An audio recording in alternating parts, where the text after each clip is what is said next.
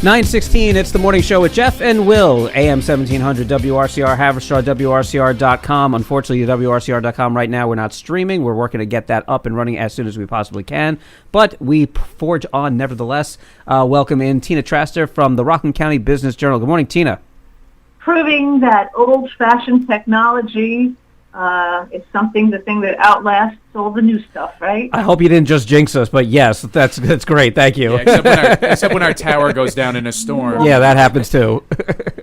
Oh, all right. Well, I was just thinking nostalgically. And we all like to do that. That's true. Absolutely. I mean, but they are paired together very well. It's for people who like to listen over the air. It's great. For people who like to stream us on the internet, that's great too. Unfortunately, the internet portion of our show is unfortunately down, but we're working on that. All right. Well, those gremlins aside, so speaking of nostalgia, if 10 years ago is nostalgic, yeah. So 10 years ago, it's been a little bit more than a decade since Simon Properties debuted its outdoor mall, known as the Shops of Nanuet, showcasing high-end fashion brands like Michael Kors, Coach, Victoria's Secret, White House Black Market, Jose Banks, and the Apple Store. You can tell from that list, or you probably know from that list, that only at this point the Apple Store survives at the Shops of Nanuet.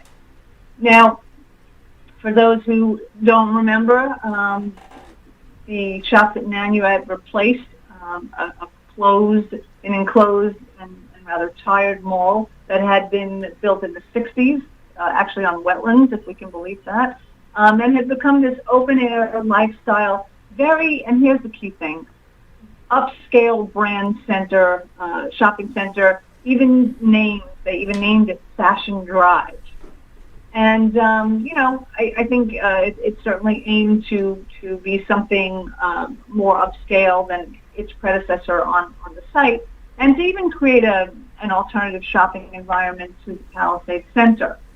I think the test of time, changing economy, internet shopping, the pandemic, and possibly misjudgment as to what would be sustainable in the Route 59 corridor has really led to noticeable changes in the tenant mix at the Shops of Nanuet, not to mention ongoing vacancies. Just over this past year or so, we have seen more mom-and-pop retailers, which can be a good thing. I'll give a shout-out to Roasted, the coffee shop, which I think is a great addition. But we've also seen now, we've taken a good look, and we've seen fast fashion, discount retailers, children's bounce house, cell phone repair and service place, and other off-brand stores that are, for which they're trying to fill these long, empty spaces. But it's indisputable to say that this really has changed the character of the former fashion-forward mall. Now, if that works for the landlord, that's fine. If it's just a stopgap, I guess this remains to be seen. But what we do know is that the vacancies and the loss of all the national high-end retailers has hurt the lifestyle center's bottom line. And just like the town is embroiled with the Palisades Center in a certiorari case, a tax certiorari case, so is it also with Simon. And Simon is seeking millions of dollars in relief in Rockland County Supreme Court for what it also calls, quote, excessive property tax assessments that have been imposed by the town of Piermont. In fact, the scheduling for that case begins this week. And even though technically the former Macy's site, which is right next door, is not technically part of the Simon Group, it's not part of the Simon Group, that has turned into half of the structure is the discount Texas retailer At Home, which we know that's been there for a couple of years now. But now the entire second floor, 116,000 square feet, has turned into another storage space, which we know have been proliferating around the town and the county. So when you look at the shops and sort of the vacancies and the kind of the direction it's going in, and then you look at an at-home one discounter, then an entire floor of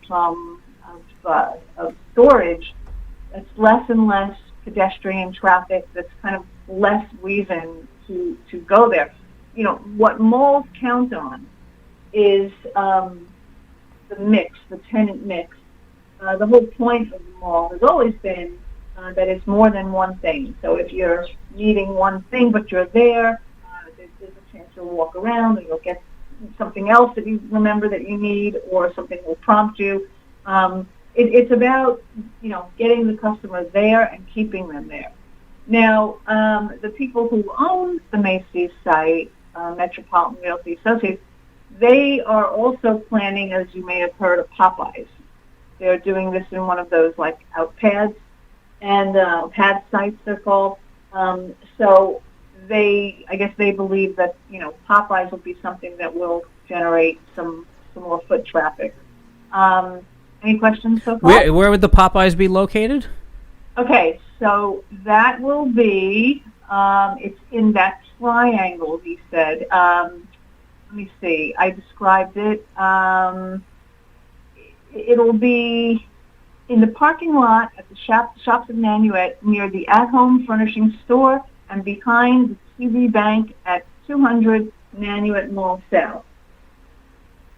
So I don't know if you can picture that. Behind TD Bank. Oh, so yeah. off Middletown Road, you mean, I guess? Yeah, I think on that side. Oh, okay. Yeah. So, and then the most notable shift, I think, overall, there's obviously a whole shift, but on the other side, in the former Sears building, there's a place called the Depot House that occupied the entire, first floor of the Sears building. And, this is truly a low-end discounter. And 5 months ago, in addition to the low-end furniture, it partitioned off a separate space, opened up, called, quote, Smart Deals. And this is just like a low-lit, deep discounted, general merchandise mart, with racks of clothing and shoes and furniture and hodgepodge of things just kind of strewn around. It basically looks like a flea market. Coming to the mall, as we laid out in the story, is going to be a boutique creamery. Also mentioned the Bouncy House.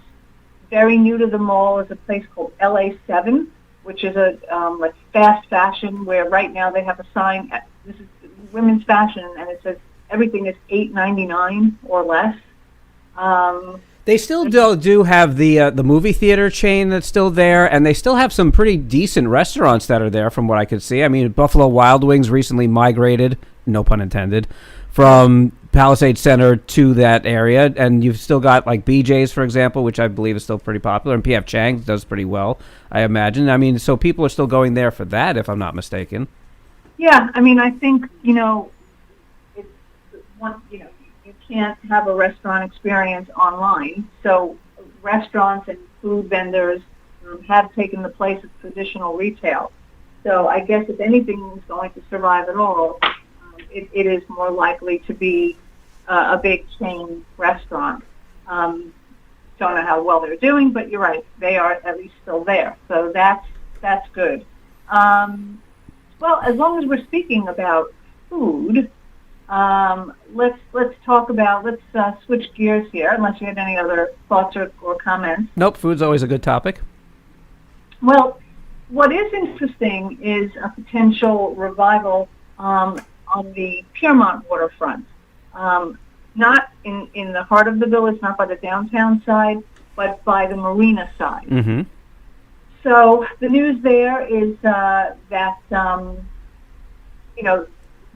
Pier 701 had shut down in December. You might remember that. Yep. And now there's a new restaurateur that is coming, possibly by the summer, she said. They own a place called Ilia, which is an upscale Greek restaurant in East Rutherford, New Jersey.